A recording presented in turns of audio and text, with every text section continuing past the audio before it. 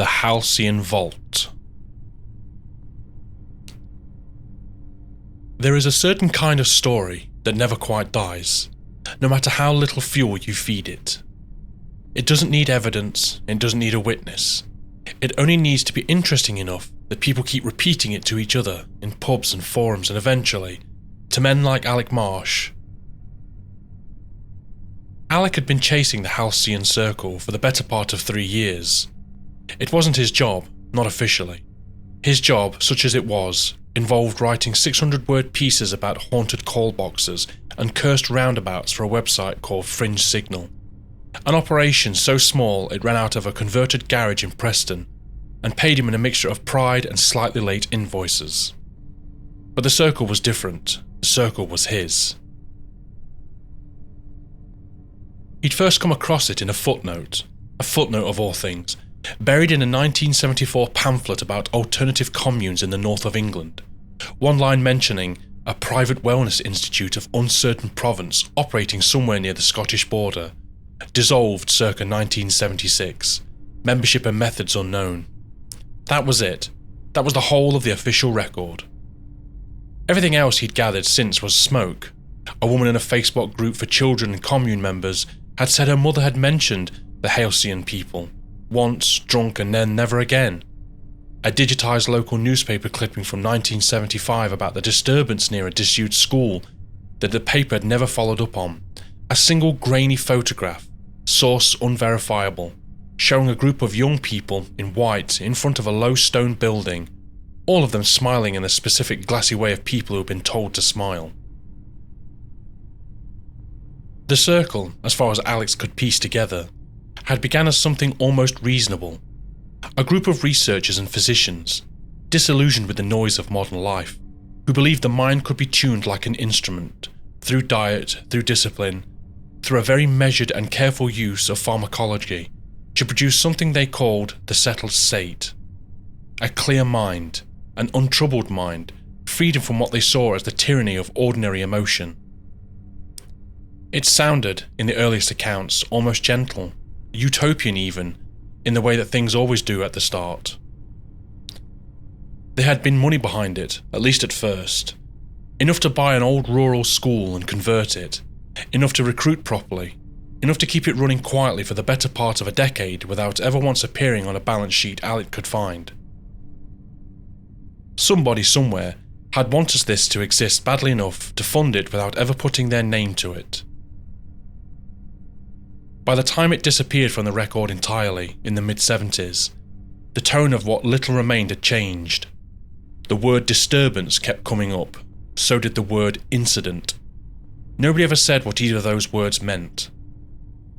Alec had a theory, one he'd never dared write down anywhere he might have to defend it, that the closing of the Circle hadn't been a scandal at all, in the ordinary sense. No police, no headlines, no inquest. Just a very quiet, very thorough unmaking. The kind of ending that only happens when the people responsible have both the resources and the reason to make it absolutely certain nothing survives to be asked about. That, more than anything else, was the kind that had kept him at it for 3 years. Scandals get covered up. This has been erased. Alec had built a folder, and then a second folder. Then a corkboard, which his girlfriend had asked him, more than once, to please take it down before her mother visited. He had absolutely nothing he could publish, which was, more or less, where things stood on a Tuesday morning. He walked into the Fringe Signal's garage office, with an email printed out and held in front of him like a summons. His editor, Claire, did not look up from her laptop when he came in. If this is the roundabout again, it's not the roundabout. If this is the thing about the vicar's dog, Claire, she looked up. I've got a lead on Halcyon, he said. Something in her face shifted, very slightly. She'd heard this before. Everyone who'd worked with Alec for more than 6 months had heard this before. A real one, he had said. Not a forum post, not a photo with no metadata, a person. A man whose uncle worked for them. Claire leaned back in her chair, the old office chair that whined like it had opinions about everything. Worked for them how? Doesn't say. The nephew emailed the tip line, the fan address that nobody checks. I check it. And he says his uncle actually delivered to the compound, physically, for years, and he's still alive and apparently willing to talk. Claire was quiet for a moment. Alec had learned over 2 years of working with her that Claire's silences were not the same as other people's silences. Hers had weight. Hers meant she was actually doing the arithmetic, not just performing hesitation for effect. Alec, we run listicles about haunted laybys. We could run one real thing. We could run one real thing that eats 2 weeks of your time and produces nothing, same as it has 3 times before. 2 weeks, Alec said. Give me 2 weeks. If I've got nothing solid by the end of it, I'll do the roundout piece, the vicar's dog piece, the Skegness thing you keep mentioning, whatever you want. But if it's real, if there's an actual person who worked inside the compound, that's not a listicle, Claire, that's the story. She looked at him for a long moment. Then she looked at the email, which he'd finally set down in front of her. 2 weeks, she said. And you check in every 2 days, or I assume you've fallen down a well and call the police, understood? Understood. And Alec, she was already turning back to her screen. If this turns into another corkboard situation, I'm billing you for the drawing pins. The nephew's name was Gary Pemberton, and he lived in a semi-detached house on the edge of a small town outside Kendal, the sort of place where every garden had a trampoline and every driveway had a caravan under a tarpaulin. Gary was younger than Alec expected, mid-30s, in a football shirt, visibly delighted that anyone had taken his email seriously. I honestly didn't think you'd come, he said, showing Alec into the kitchen that smelled of toast. I mean, I've watched your stuff, right, the videos and that, and I just thought, my uncle's got this mad story, someone should hear it before... He stopped himself. Before what? Alec asked. Gary shrugged, a little uncomfortable. He's not well, nothing dramatic, just... He's 78, things add up. He's next door, Gary said. Bungalow. I'll walk you round. But I should say, he doesn't like talking about it. Took me about 6 months of asking before he'd even admit he'd worked there at all. So go easy, yeah? Alec nodded. He was already quietly thrilled. The uncle's name was Walter, and he answered the door himself, moving with the careful caution of a man whose joints have started sending him invoices. He was thin in the way that old men get thin, all wrists and collarbone, with pale blue eyes that had slightly milky quality of early cataracts. You're the journalist, Walter said, not a question. Alec, thank you for... Come in before the heat gets out. The bungalow was warm to the point of oppressive, every radiator clearly on full, and Walter settled into an armchair positioned close enough to the gas fire that Alec worried faintly about scorching. Gary hovered by the door. I'll leave you to it. Shout if you want tea. Walter studied Alec for a long moment before he spoke again. Gary says you write about strange things, for the internet. That's right. And you think my little job means something. I think, Alec said carefully, that you're the first person I've found in 3 years of looking who was actually there. Even a small part of there, that means something to me, whatever it means to you. Walter looked into the gas fire for a while. I was a delivery driver, he said eventually, for a wholesale butcher's out of Carlisle. 1969 to about 71. I did a run-up near the border once a fortnight, farms mostly, a couple of hotels, and this one place, the compound. I never called it that, Walter said. Nobody called it that. It was just a big house, or the school, some people said, because that's what the building had been before, years back, a school. We just called it the delivery on the Fell Road. What was it like, Alec asked, when you got there? Walter was quiet long enough that Alec thought he might not answer at all. There was an outer building, he said finally, low, stone, close to where the track ends. That's as far as I ever went. You'd pull up, and there'd be girls mostly, young women. Very well turned out for the middle of nowhere, always polite, always smiling, but... He stopped. But what? Alec prompted, gently. Smiling like they'd practiced it, Walter said. Like someone had shown them how once, and they never quite stopped doing it that way since.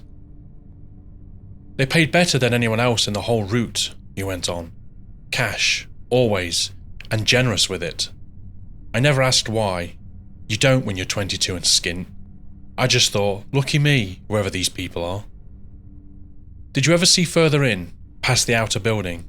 Walter shook his head. Never invited, never tried. There was a feeling about the place. Not menacing exactly, not at first, just closed.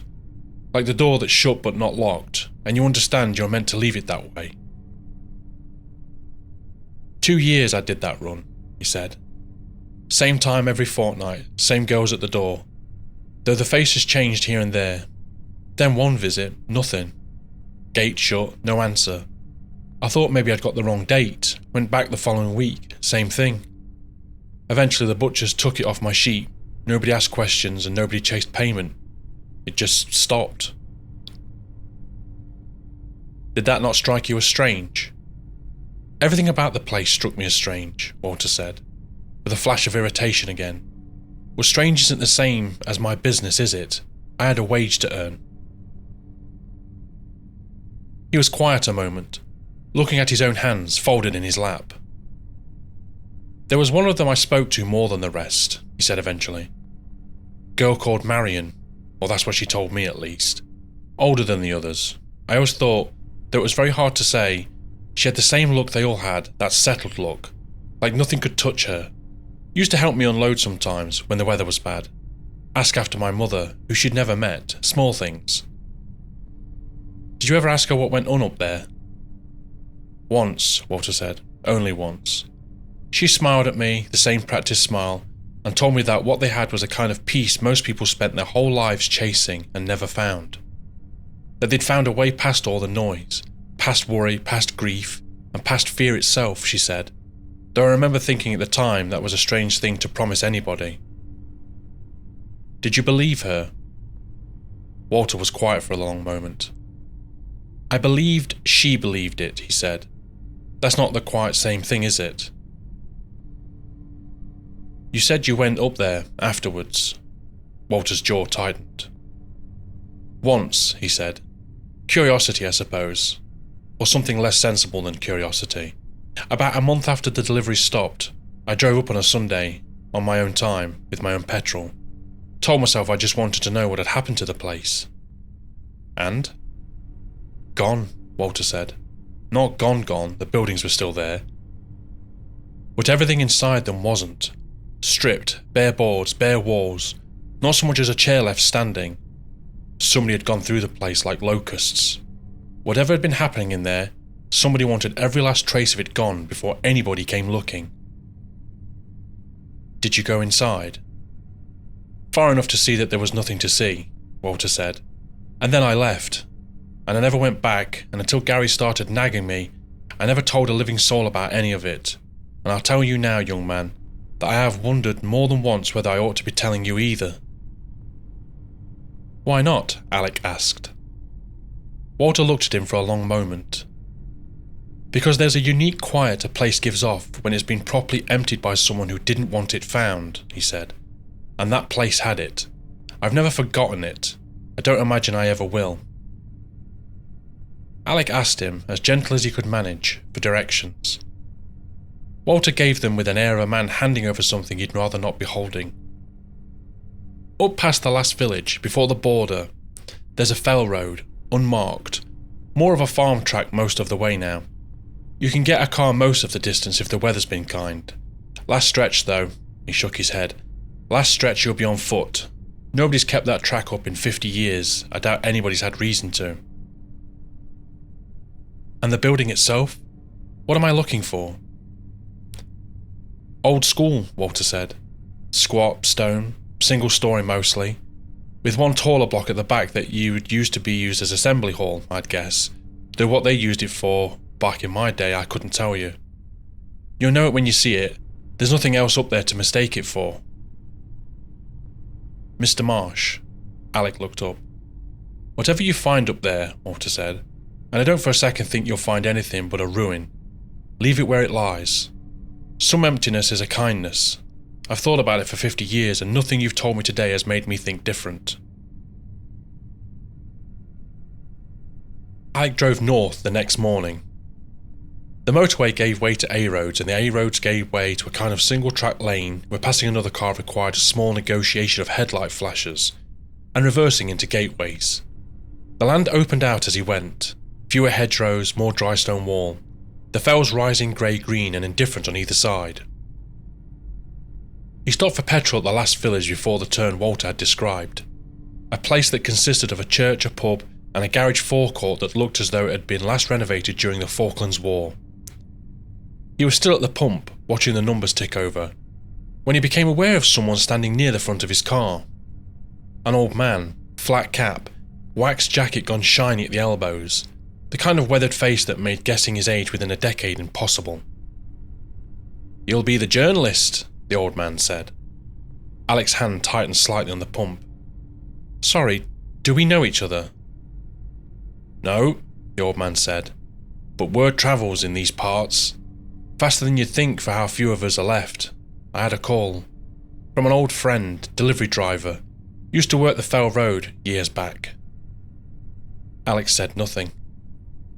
"He wanted me to pass a message on," the old man continued. "Should anyone come through asking about the school, my advice for you, for what it's worth, is to finish filling your tank, turn this car around and go home and write whatever you like, make something up. Nobody up here will contradict you, but don't go up that track." "Is that a threat?" Alec asked, trying and mostly failing to keep his voice level.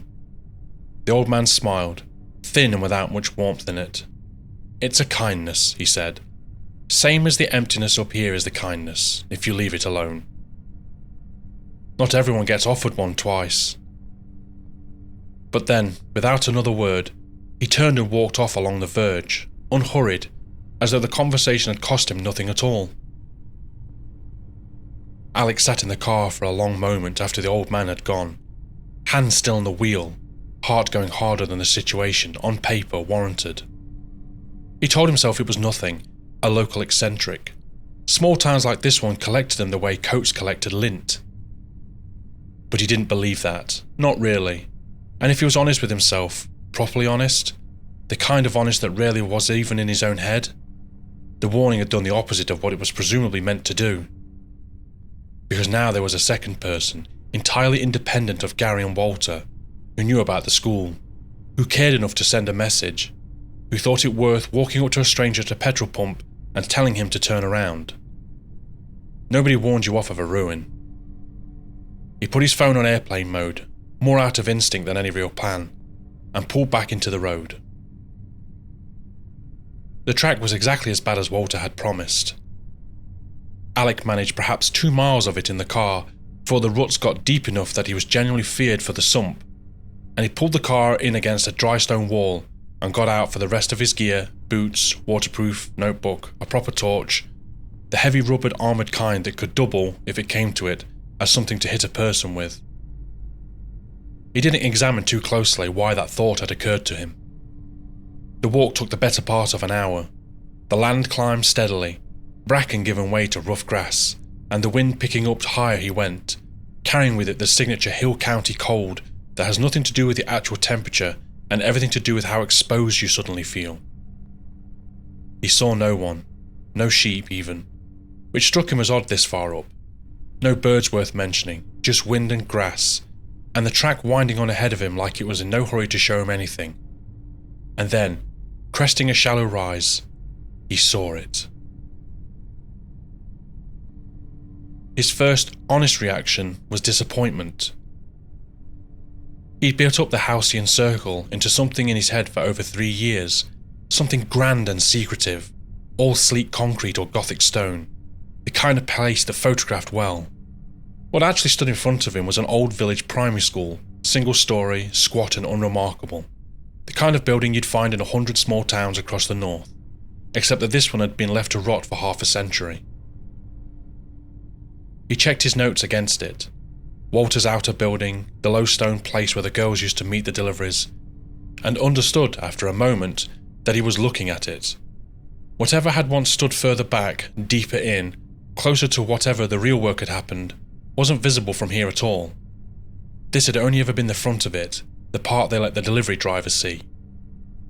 Most of the roof had gone, slate lay scattered along the long grass around the walls, and where the roof timbers hadn't collapsed inward entirely, they hung at the sagging angles of something that had simply given up. Windows were black, sockets rather than openings, most of the glass long gone. Ivy had taken one whole gable end and was working steadily on the next.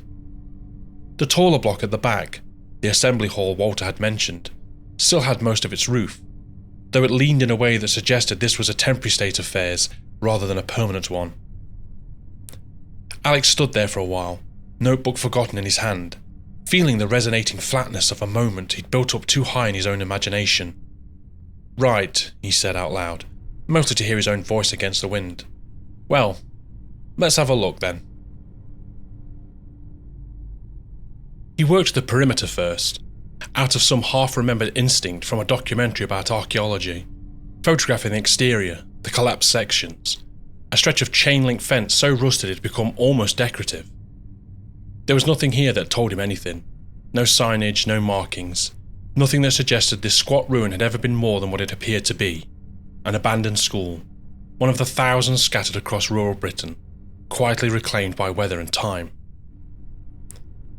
He let himself into the main building, though it had once been, presumably, the front door, now hanging from a single hinge. Inside, the smell hit him first. Damp stone, rot, the mineral smell of rain-soaked plaster, and underneath it something else, faint and organic, that he chose not to think too hard about.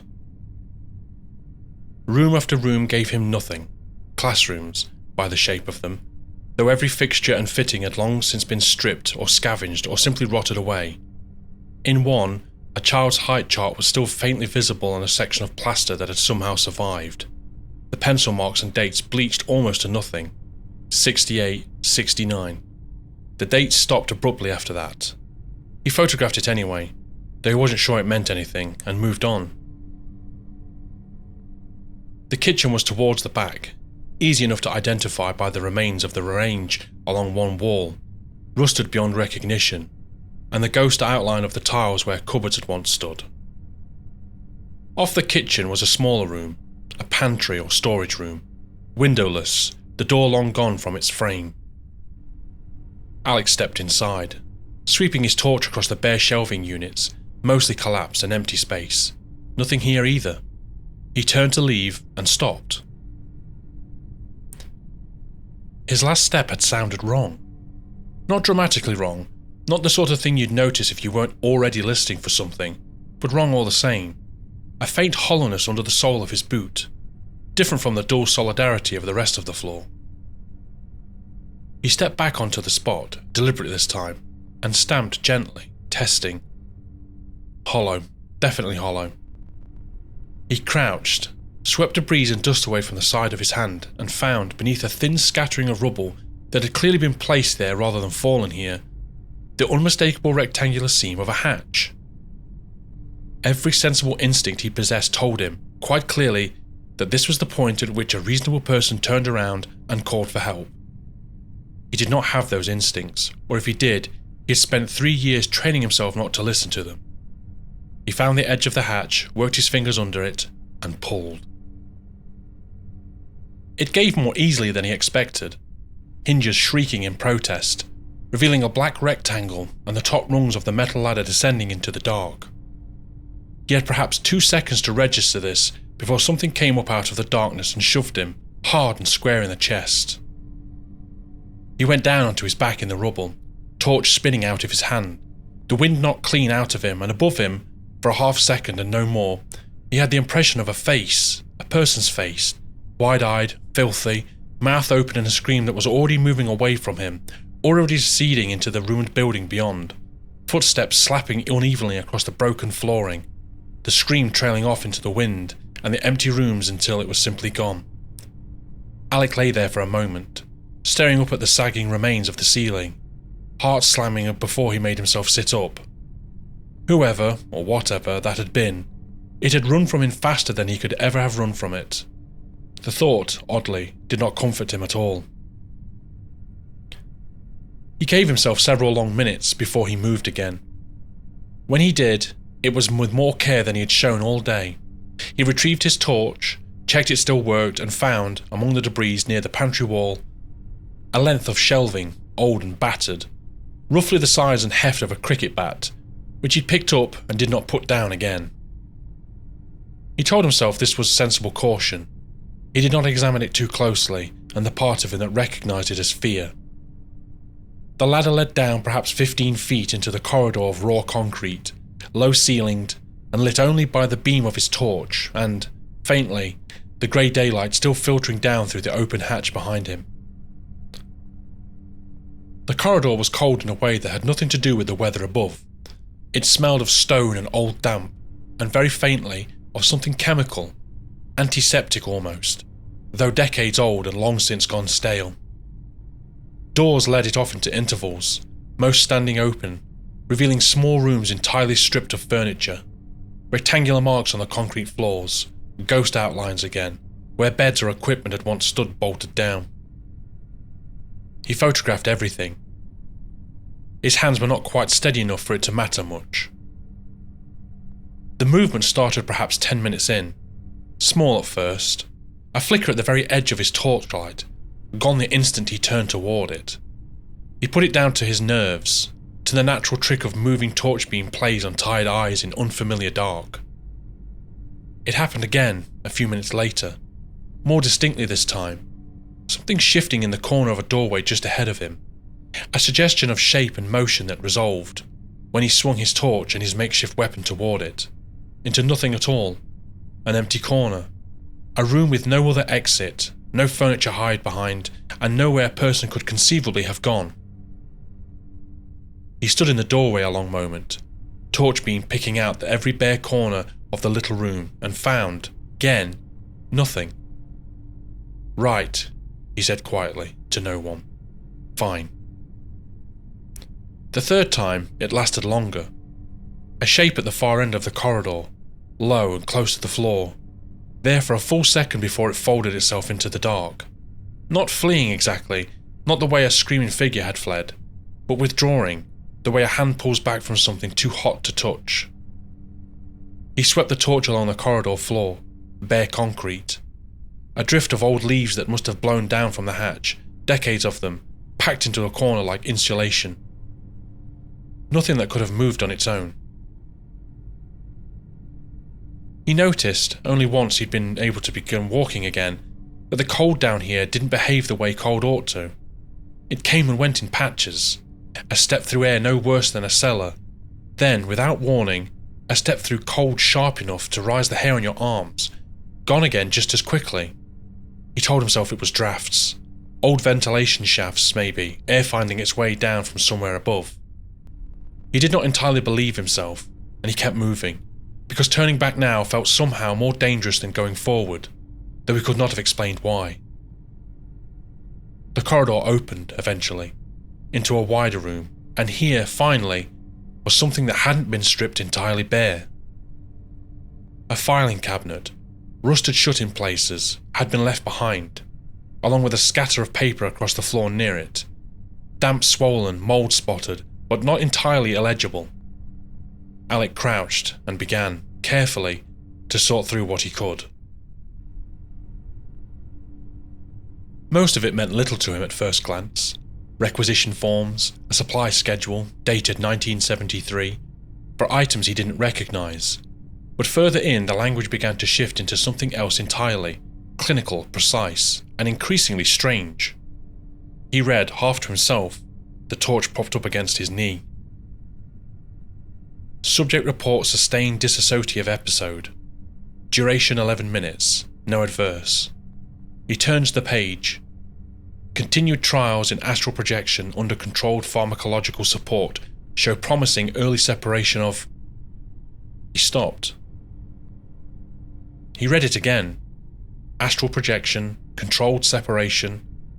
Further down the same page, underlined twice in ink long since faded to brown, full body release, early stage viable.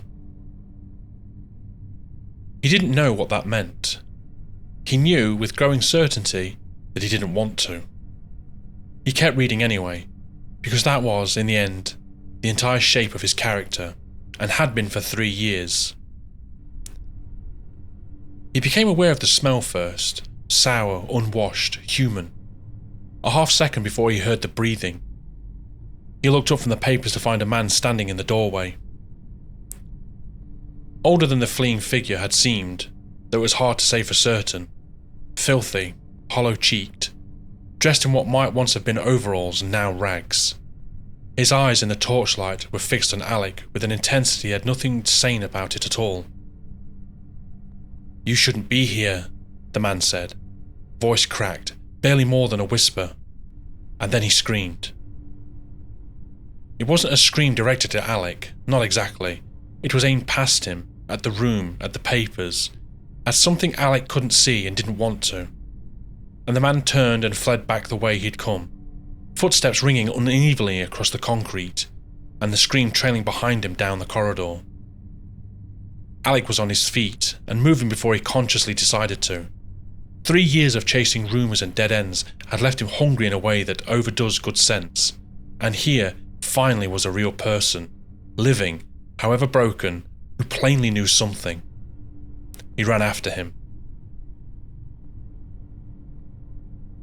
The corridor branched twice, and both times Alec followed the sound rather than any clear path. Torch beam jerking wildly across the bare walls, his makeshift weapon banging against his leg.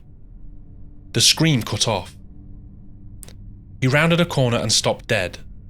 The man lay on the concrete ahead of him, utterly still, one arm bent beneath him at an angle that made Alec's stomach turn. Blood, dark and already congealing at the edges, pooled beneath his head from a wound Alec didn't let himself look at directly. "Hey," Alec said, voice barely working. "Hey, can you hear me?" Nothing. No response.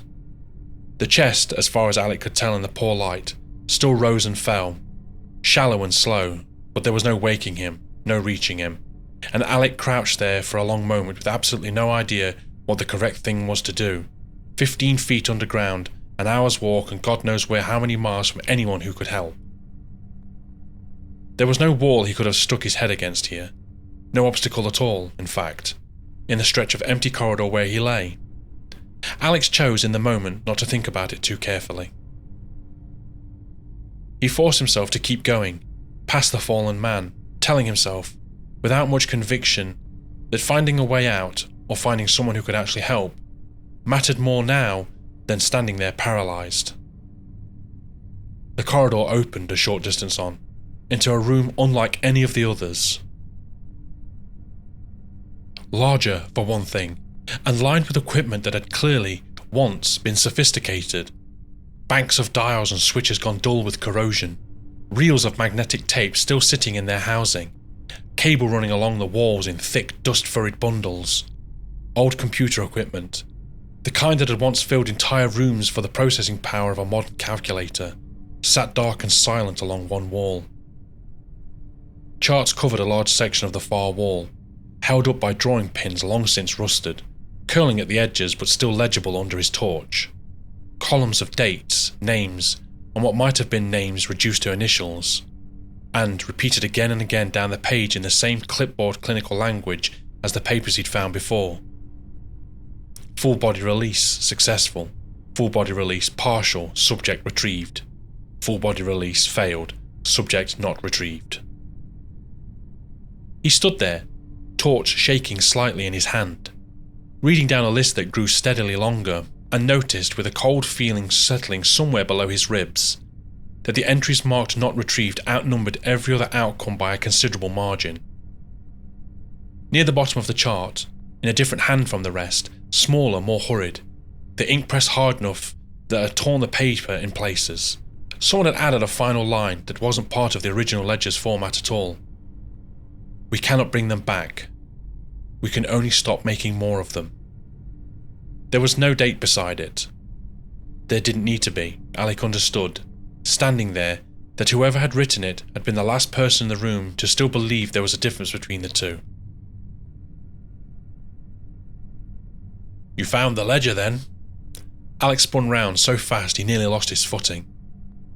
The old man from the petrol station stood in the doorway behind him, hands folded, unhurried, as though he'd simply strolled down here the same easy way he'd strolled along the verge.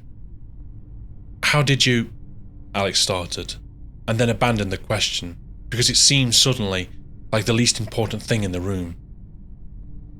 The old man's eyes moved past him, briefly, to the chart on the wall, with an expression that might have almost been sorrow. "I did warn you," he said. "You did. And you came anyway." "I came anyway," Alec agreed, and found to his own faint surprise that his voice had steadied.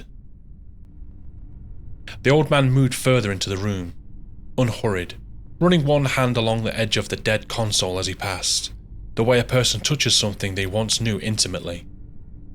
"It started well," he said. "You should know that, before anything else. Whatever you're imagining now, whatever this," he gestured briefly at the room, "has become in your head, it started as something good." "There were two of them," he went on. "Founders, scientists, both of them proper. Trained and respected before all this.